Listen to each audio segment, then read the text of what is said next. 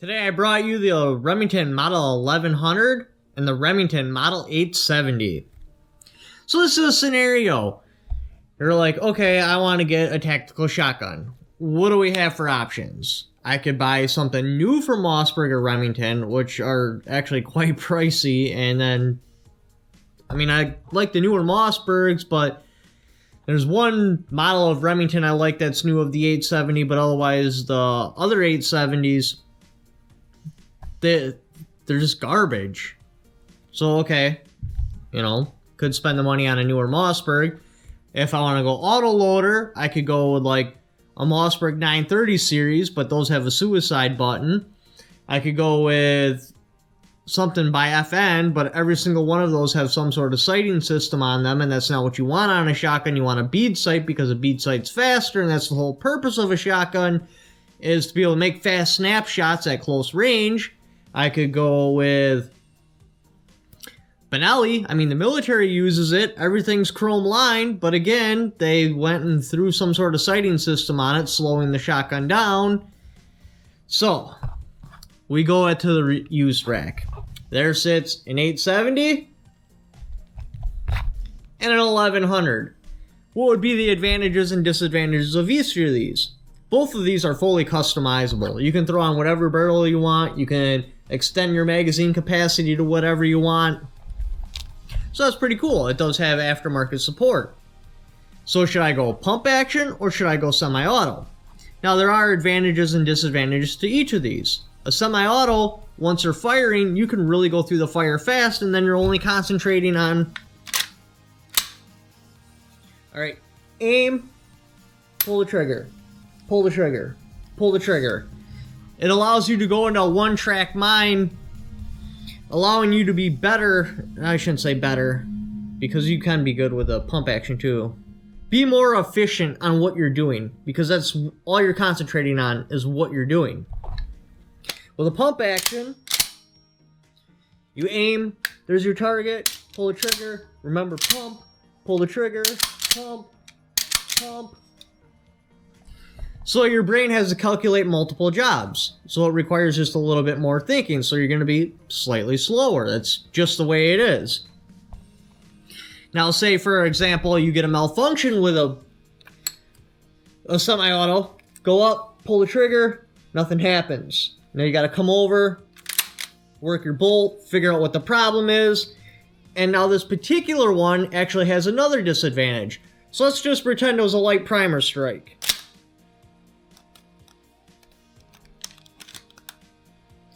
So you go up, pull it, a light primer strike. Nothing wrong with the shotgun itself, it just had an ammunition problem. You pull the bolt back. Because of how this shotgun functions, it's not going to auto-feed in your next cartridge. You have to press the button on the bottom. Basically what happens, let's see if I can do this without jamming my finger, when the bolt's all the way to the rear and the shotgun shell comes back, it hits a release like that, and then it starts the action and goes forward. So if you manually pull the bolt back, it stays back, because the shotgun shell will come hit that release, the pressure will come off the release, but you're still holding the bolt back, so it hasn't released it yet. So okay, you've ejected that cartridge, so now you gotta flip it over or reach under and press the button to start the feeding process, which, that's terrible. It's not a very good design. Most semi-autos, they're, I guess you call it a bolt catch. They go on the side, so once the width of the shotgun shell is inside there, it automatically releases the bolt. Which is cool, I like that design. Or if this even just had a button on the side, that would be okay. Now your 870...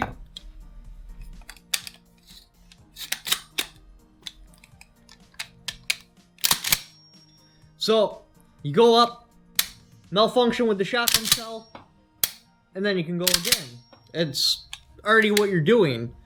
As soon as you pull the trigger, you're already pumping it. So a malfunction like that doesn't slow you down, unless, of course, it's an actual malfunction with the shotgun itself. Now, for reloading, your 870.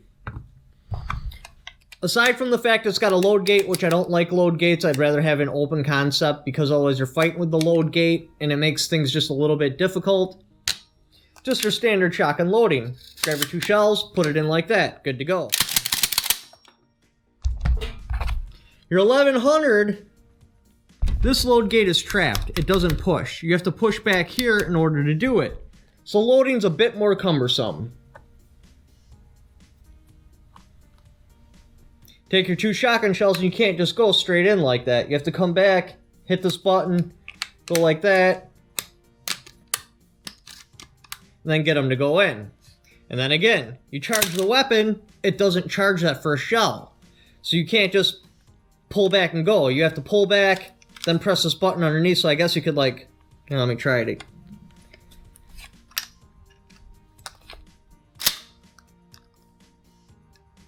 Even single feeding sucks. So alright, if I was gonna load this, I'd load it up like that, flip it over. There's just it's a very involved process. I don't like that a lot. Now let's say you're gonna do a shell changeover. I'm gonna pick up some of these dummy rounds. So right, the scenario is you got a full tube, and there's already one in the chamber, so you got to get rid of that. What you can do with the 870, push your release, hold the shell so it doesn't release all the way, then you eject the one with the tube, hopefully, and that would eject it. Then you can come in with your slug and then go to work. 1100.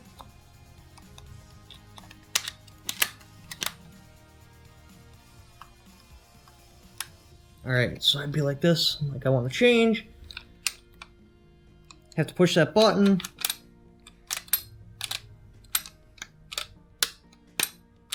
Well, that's just stupid.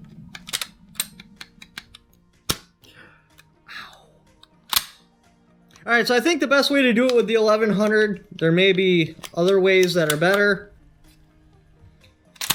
Eject it out, then throw in your slug and go, but you're losing 2 rounds. With the 870, you're only losing the one that was in the chamber. So you're going to be 1 round down in your magazine. So that kind of sucks. Trigger break.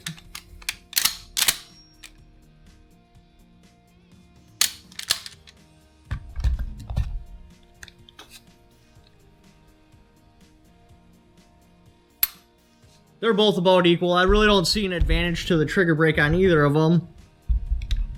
Length of pull, this 1100 definitely has a shorter length of pull, which would probably fit me a little bit better. The 870 looks factory. There was definitely something going on here in the back of this 1100 stock. Some cutting was done. It looks like a spacer.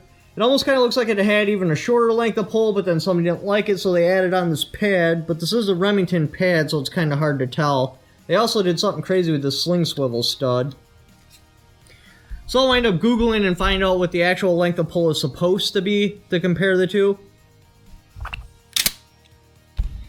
Now, which one would I pick? You have to understand, I already hate the 1100, not because of the functionality, not because of the controls, but because of its part in history. So when we were getting auto shotguns in the military, because this became a military shotgun, this they put out a sample, from what I understand it was used in a very small amount, but it was basically rejected.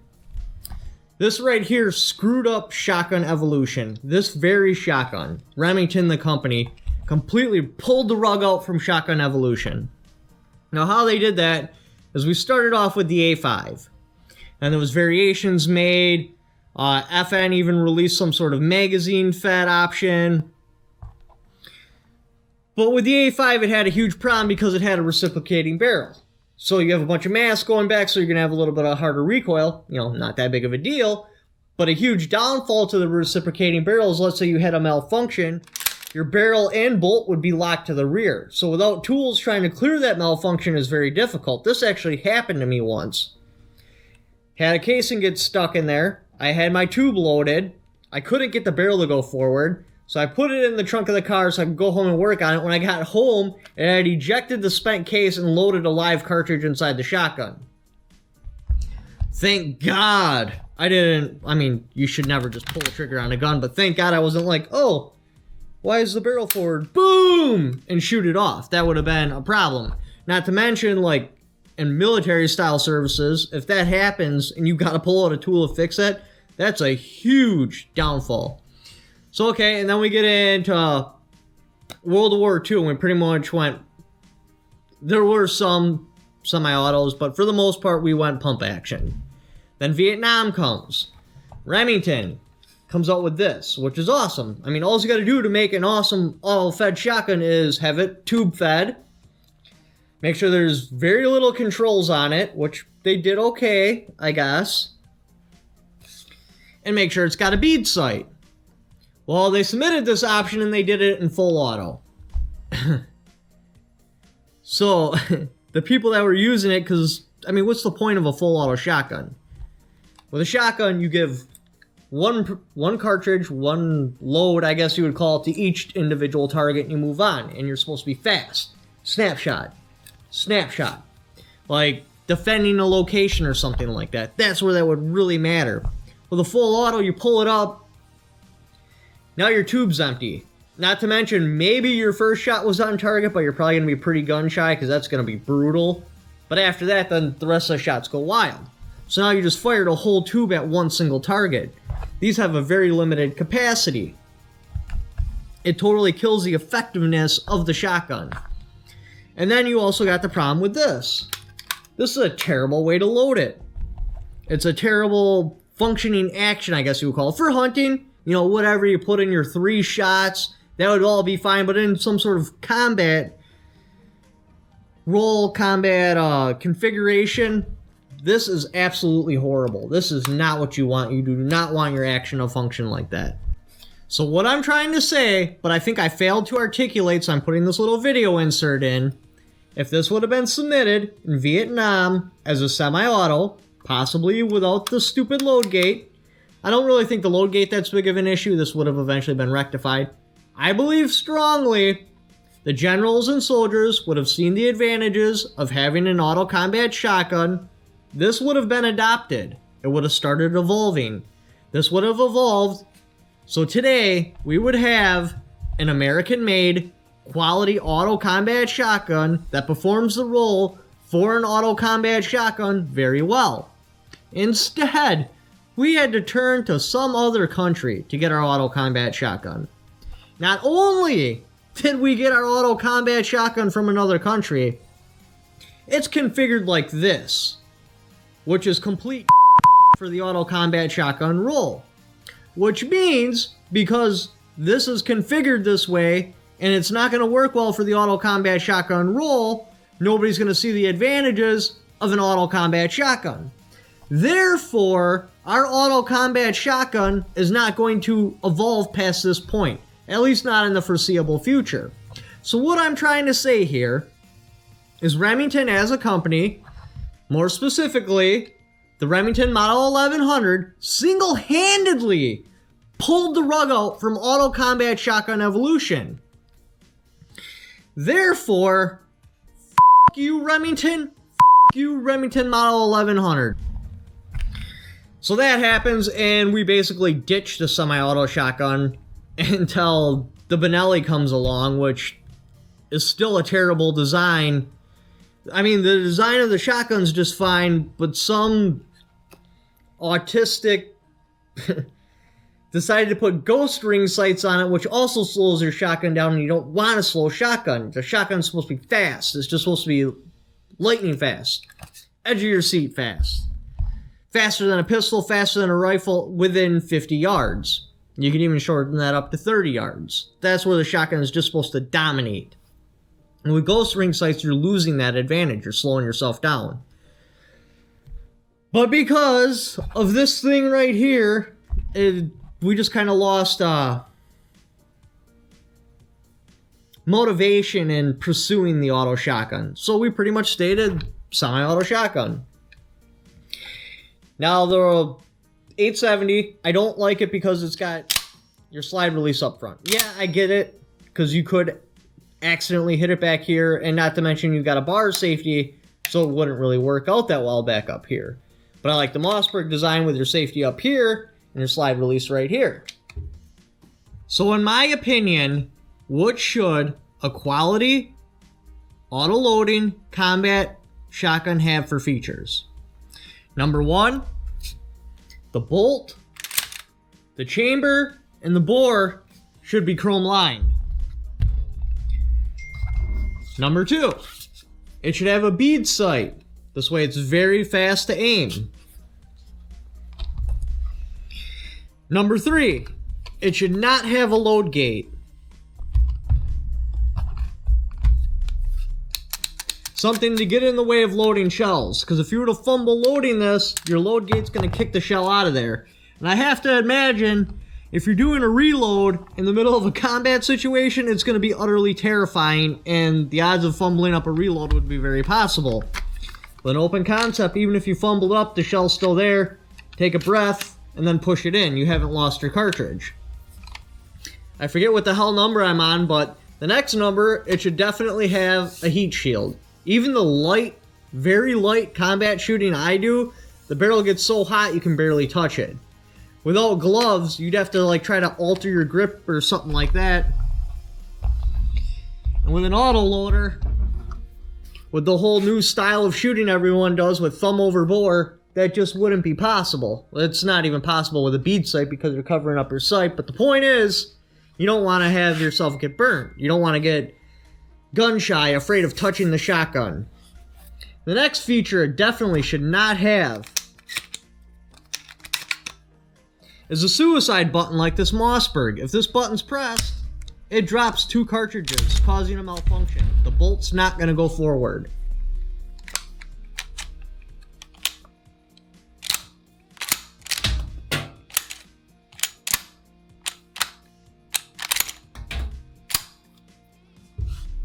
It should have very little buttons, if any. See, like the Remington would actually work if it didn't have a load gate. If this was just a button, that would be fine. If you could still load it without pressing this. The next thing, a shotgun absolutely must be tube fed. Because of how long or how tall shotgun shells are, putting some sort of magazine on here just brings down the bottom of the shotgun and it makes it unusable. It gets hit on everything. The magazines are heavy. They're typically made out of plastic, which makes them frail because of how long they are. You're putting a lot of leverage on there with a plastic magazine. Yeah, you can make the whole thing out of metal, but now you're looking at a really, really heavy magazine. The next thing, it should have at least 8 rounds of capacity. It absolutely should not have a pistol grip or ghost ring sights. Because of what you'll be using a combat shotgun for, you need this to be maneuverable, and these get hung up on everything. This is a brand new shotgun, look at it, it's missing paint everywhere. This has never seen combat, it's just from moving around and getting bumped on crap. Same with the pistol grip, you don't want that. It should look similar to this, but with a heat shield, and it should be completely chrome lined. And the fact of your auto combat shotgun would really be strong in like defending a location. So it's probably going to be slung, so you don't want a pistol grip or ghost ring sights because how when you draw it and everything, you want your hands right there.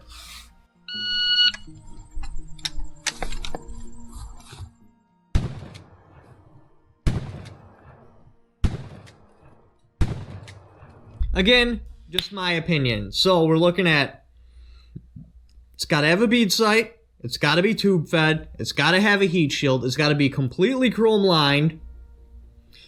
It absolutely must have a standard stock, no pistol grip. Now, I understand the whole point of adjustability for body armor and everything, but you're telling me we can create the atom bomb, but we cannot create some sort of adjustable stock that doesn't have a pistol grip? And you still get your natural point of aim. So it's right there. When they have, like, on the Benelli with the wire fed, yeah, there's that little cheek piece there, but that cheek piece moves in elevation as you adjust the stock. You want it so when you pull up your shotgun, you're right on the sights. Right now, I'm not on the sights. I have to lift my head up. It's slowing you down. Definitely a no-go. Again, though, my opinion's not perfect, but that's what I would expect out of my combat shotgun. I'd also want some sort of, because, I mean, we're talking military, we're not talking civilian. On the handguard, some sort of piece you can pop off that has a rail underneath it, So you could put on your IR lights or something like that. So if you're wearing night vision, you can have a laser to be able to aim your shotgun with. I think that would be about it though. But I definitely want that pick rail so it's covered up. So again, it's sleek. It can move into positions. It's not getting hung up on crap. Oh, and I almost forgot. Stop rage commenting. You're going to get rug burn on your thumb sliding across your smartphone. But yes, I get ghost ring sights can help you make a more precise shot. Unless I'm mistaken, which I very well could be. That's definitely a possibility. The only ammunition the military uses in their shotguns is double-aught buck, making your maximum range 30 yards. I mean, if you want to be unrealistic, you can probably stretch it out to 50. You're telling me you need ghost ring sights to hit a human-sized silhouette target at 50 yards with buckshot? Just saying. Hi, my name's Fred, and I require no less than 2 sighting systems to point my shotgun. Even though the military only lets me use buckshot, the Benelli is the best shotgun ever made. Ooh-wee! So out of these 2 shotguns, which one would I pick? If it's a straight-up hunting shotgun, and that's all you're ever going to do is hunting, yes, this will work just fine. If you're going to try to shove it in some sort of defense or combat role, I strongly do not recommend the 1100. Very strongly do not recommend it. The 870, this is a proven design, especially when you get an older one like this. They've been around for a very long time, and they work. So I would pick the 870 and build my home defense shotgun or a combat shotgun off of this platform. Anyway, if you'd like to check out any of my other videos, click on the links up here. Thank you for watching. Don't forget to subscribe. Make sure to click on the link to go to my gun streamer, and there's where I have affiliate links if you'd like to help support the channel.